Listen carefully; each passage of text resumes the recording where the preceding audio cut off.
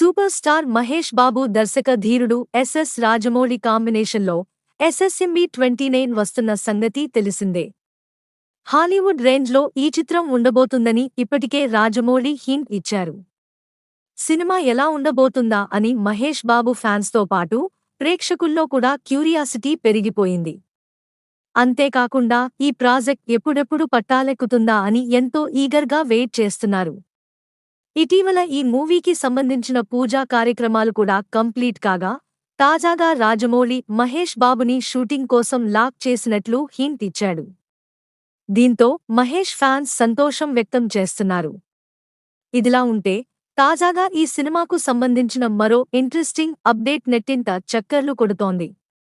ఇదిలా ఉంటే ఎస్ఎస్ఎంబి 29 నటీనటుల గురించి ఇంకా చిత్రబృందం అఫీషియల్ అనౌన్స్మెంట్ ఇవ్వలేదు.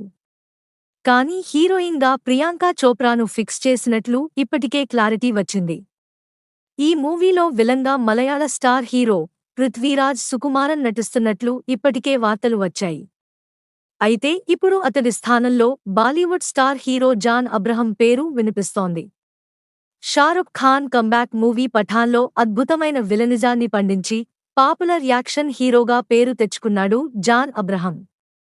పఠాన్ సినిమాతో యాక్షన్ హీరోగా గుర్తింపు తెచ్చుకున్న జాన్ అబ్రహం ఇప్పుడు ఎస్ఎస్ఎంబి 29లో జాయిన్ అవుతున్నాడనే వార్త ప్రజెంట్ నెట్టింట హాట్గా వైరల్ అవుతోంది. అయితే దీనిపై అఫీషియల్ అనౌన్స్మెంట్ రావాల్సి ఉంది.